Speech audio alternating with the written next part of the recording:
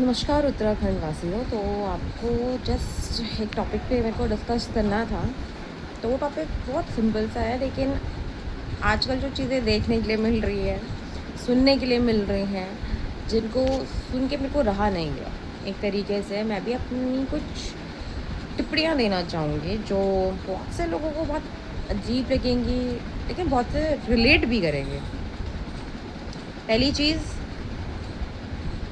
हम उत्तराखंड वासी जितने हैं, हम लोगों को के यहाँ भी जाते हैं, बाहर अदर स्टेट में भी जाते हैं, तो हम इतना गंद नहीं मचाते जितना अदर स्टेट के आके हमारे यहाँ गंद मचाते हैं। एग्जाम्पल हरियाणा है, यूपी है।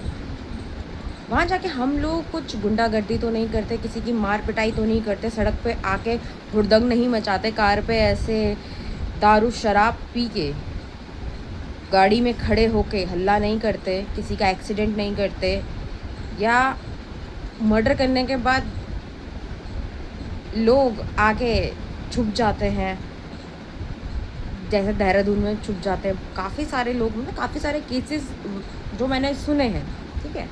दूसरी चीज़, अब जो हम बोल रहे हैं कि चार धाम की यात्रा सब लोगों का सपना होता है कि चार धाम की यात्रा हर कोई करना चाहता है, अपने माँ बाप को हर कोई चार धाम की यात्रा करवाना चाहता है, क्योंकि देवों को भूमि उत्तराखंड, देवभूमि कहा जाने वाला उत्तराखंड अब वापस से पैसों का व्यापार है, इमोशन कुछ नहीं है ना। भगवान में हम बस ये है कि एक तरीके से भगवान भी बिकाऊ हो चुके हैं, मंदिर ही बिकाऊ हो गया यार।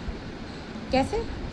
क्योंकि भगवान के दर्शन करने हैं तो आपको वीआईपी पास लेना होगा, आपको वीआईपी लाइन में लगना होगा, तब जाके आपको वो भगवान जी के दर्शन करने देंगे।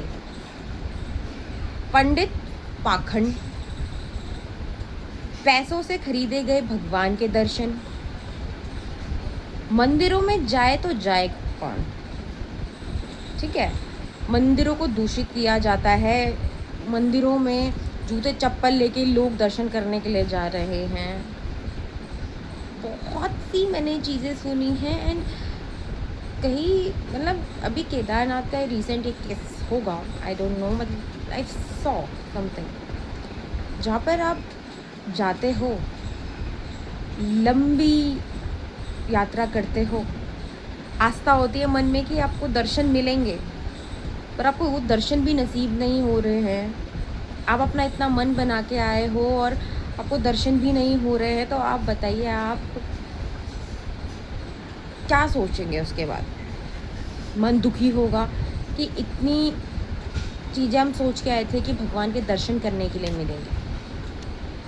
तभी कहते हैं कि ये कलयुग है, कलयुग में कोई अपना नहीं होता है।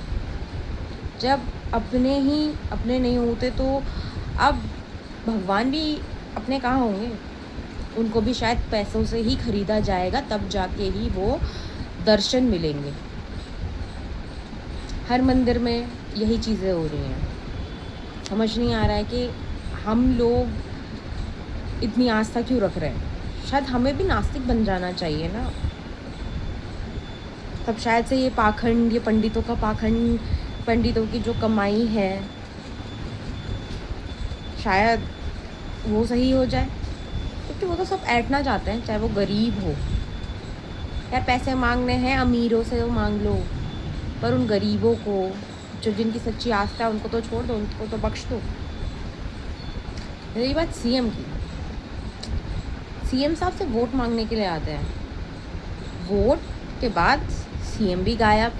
सारी प्रॉब्लम्स जो जनता की हैं वो एक कोटले में बंद, उस पर कोई कार्रवाई नहीं, सुनवाई नहीं, पेड़ों का कटान, हुड़दंग, आतंक, मारपीट, मर्डर्स, सारी चीज़ें हो रही हैं। सरकार कर क्या रही है? कुछ भी नहीं।